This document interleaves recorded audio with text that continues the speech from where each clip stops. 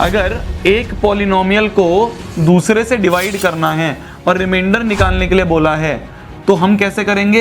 ये पूरा मेथड है लॉन्ग डिवीजन मेथड। अगर एक पॉलिनोमियल को दूसरे से डिवाइड करना है और हमसे रिमाइंडर पूछा है, हमसे रिमाइंडर पूछा है, तो रिमाइंडर निकालने के लिए जो मेथड है वो है लॉन्ग डिवीजन मेथड।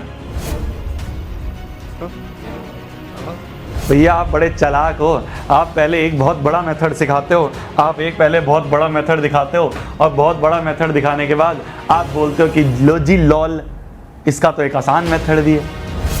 बोलता हूँ मैं ऐसे। हाँ जी। तो इसका जो आसान मेथड है उसे कहा जाता है remainder theorem.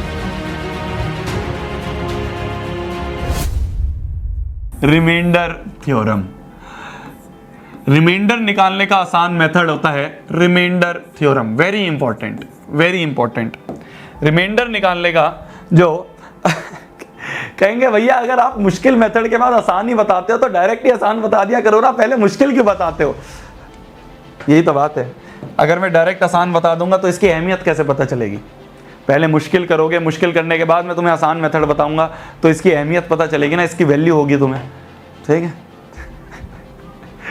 You are very चालाक ब्रो। तो ये होता है रिमाइंडर थ्योरम। रिमाइंडर थ्योरम क्या कहती है? ध्यान से सुनना, बहुत आसान है, ध्यान से सुनना। रिमाइंडर थ्योरम कहती है, देसी भाषा में बता रहा हूं, कि अगर px को डिवाइड कर रहे हो x माइनस a से, क्या बोल रहा मैंने? कि अगर तुमने px को डिवाइड करा x माइनस a से, अगर तुमने किसी पॉलिनोमियल को डिवाइड करा x माइनस a से, किसी पॉलिनोमियल को दूसरे पॉलिनोमियल x माइनस a से डिवाइड करा, तो जो रिमाइंडर होगा वो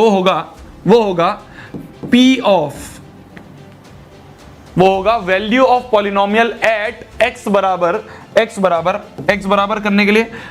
तो देखो क्या बोला मैंने, वापस बता रहा हूं कि अगर तुमने एक पॉलिनोमियल को x माइनस a से डिवाइड करा तो जो रिमाइंडर होगा वो होगा पॉलिनोमियल की वैल्यू एट x बराबर, इसके अंदर कुछ लिखा जाएगा। क्या लिखा जाएगा?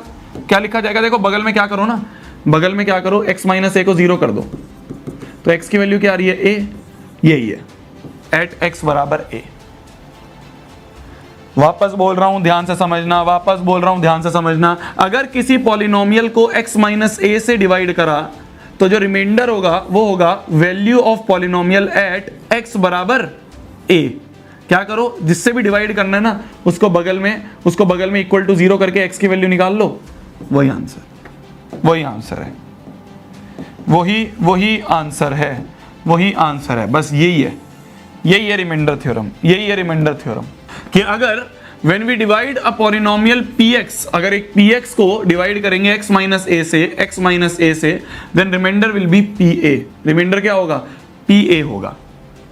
क्या बोला भैया आपने, एक बार बताना जरा। मैंने कहा देख, इस वाले क्वेश्चन पे आते हैं, अभी सॉल्व करा है थोड़ी देर पहले। देख, हमसे रिमाइंडर पूछा गया है ना। जब हमने इस पॉलिनोमियल px को डिवाइड कर दिया x माइनस 1 से, जब हमने इस पॉलिनोमियल को डिवाइड करा x माइनस 1 से, हमसे रिमाइंडर पूछा है, तो रिमाइंडर क्या होगा? बाय रिमाइंडर थ्योरम अगर मैं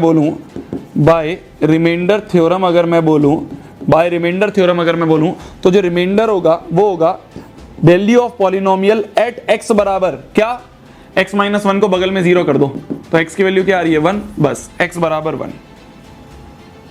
समझे? इसको बगल में 0 कर दो, यही टेक्निक है, यही ट्रिक है कि x माइनस 1 को बगल में 0 करा, x की वैल्यू आ गई 1, तो रिमाइंडर होगा p ऑफ 1। देख लो, p ऑफ 1 मतलब x की जगह 1 रख दो यहाँ पे। देखो चेक करते हैं, 1 की पावर 4 माइनस 3 इंटू 1 का स्क्वायर प्लस 2 इंटू 1 प्लस 5। देखो क्या आ रहा है? 1 माइनस 3 प्लस 2 प्लस 5, तो क्या आ गया? 1 minus 3 minus 2 plus 2 plus 5, minus 2 plus 2 cut गया, ये आ गया 5। तो जो रिमाइंडर है वो आ रहा है 5। तो मतलब कि तुम्हें इतना बड़ा लॉन्ग मेथड करने की जरूरत नहीं है। ठीक है, अगर तुम्हें अनलेस एंड अनटिल क्वेश्चन में ही बोल दे, अगर क्वेश्चन में ही बोल देता using long division using long division method. अगर क्वेश्चन में बोल दे कि लॉन्ग डिवीजन मेथड करना है यूज, तो ऐसे ही करोगे, तो ऐसे ही करोगे। पर अगर क्वेश्चन में नहीं बोला है कि कौन सा मेथड यूज करना है, तो remainder theorem, remainder theorem, remainder theorem. क्या करा हमने, ध्यान से एक बार और समझना। मैंने एक पॉलिनोमियल को x माइनस ए से जब डिवाइड करा तो रिमाइंडर निकालना था। तो शोभित भैया ने बताया रिमाइंडर होगा बाय रिमाइंडर थ्योरम, जो रिमाइंडर होगा वो होगा value of polynomial, value of this polynomial at, इसके लिए अंदर जो ब्रैकेट में लिखना है उसके लिए क्या करो, इसको बगल में जीरो कर दो, जिससे डिवाइड करना है उसको जीरो कर दिया, तो जो x की वैल्यू आई वही हमें रख देना यहाँ पे। तो रिमाइंडर होगा p ऑफ 1, रिमाइंडर होगा p ऑफ 1। देखो 5 आ रहा है, 5 आ रहा है। ठीक है, ठीक है, ठीक है, ठीक है। अच्छा सेकंड वाला भी करते हैं, इस वाले को भी वेरीफाई करते हैं, देखो हमें रिमाइंडर निकालना था जब py को डिवाइड करा y प्लस 2 से, y प्लस 2 से जब डिवाइड करा तो रिमाइंडर निकालना है। तो बाय रिमाइंडर थ्योरम मैं कह दूंगा जो रिमाइंडर होगा ना वो होगा वैल्यू ऑफ पॉलिनोमियल एट, अंदर क्या रखूं, अंदर रखने के लिए इसको बगल में जीरो कर दो, y प्लस 2 को बगल में जीरो कर दिया तो y की वैल्यू आ गई -2। तो value of polynomial at y बराबर -2, एट y बराबर -2। तो जो रिमाइंडर होगा वो होगा value of polynomial at y बराबर -2। तो y बराबर -2 रख दो, इसमें पॉलिनोमियल में y की जगह -2 रख दो, तो -2 का क्यूब प्लस -2 का स्क्वायर प्लस 2 इंटू -2, y की जगह -2 रख दिया बस, प्लस 3। देखो -2 का क्यूब क्या होगा, -2 का क्यूब जो होगा वो होगा -8। ठीक है, अगर पावर इवन होती है तो प्लस बाहर निकलता है, अगर -2 का स्क्वायर होता तो +4 बाहर आता। अगर पावर ऑड है, ये चीज याद होनी चाहिए तुम्हें कि अगर पावर इवन है तो अंदर कुछ भी हो पॉजिटिव ही बाहर निकलेगा, अंदर कुछ भी हो हमेशा बाहर पॉजिटिव आएगा। अगर पावर ऑड है तो अंदर कुछ भी हो, अंदर अगर नेगेटिव है, अगर नेगेटिव की पावर इवन है पॉजिटिव, अगर नेगेटिव की पावर ऑड है तो नेगेटिव। समझ रहे हो? ठीक है, नेगेटिव की पावर इवन है तो पॉजिटिव आएगा, और नेगेटिव की पावर ऑड है तो नेगेटिव आएगा। तो देखो -2 का क्यूब था, ऑड था, तो -8 आ गया। यहाँ लिखा है -2 का स्क्वायर, -2 का स्क्वायर मतलब पॉजिटिव आ गया, +4। 2 इंटू 2 -4 आ गया यहाँ पे, -2 इंटू 2 इज -4, और +3 ऐसे का ऐसा, 4 -4 ये हो गया, -8 + 3 इज -5, तो रिमाइंडर आ गया -5। क्या रिमाइंडर -5 ही था? तो ये होती है मेरी जान रिमाइंडर थ्योरम,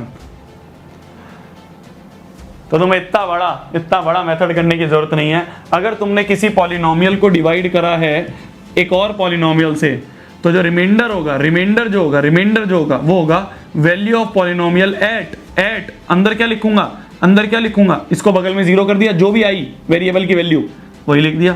देखो चेक करो आंसर वही है। समझ गए। तो अगर लिखा हुआ है बाय लॉन्ग डिवीजन तो ऐसे ही करोगे, पर अगर कुछ नहीं लिखा तो रिमाइंडर थ्योरम से कर लोगे।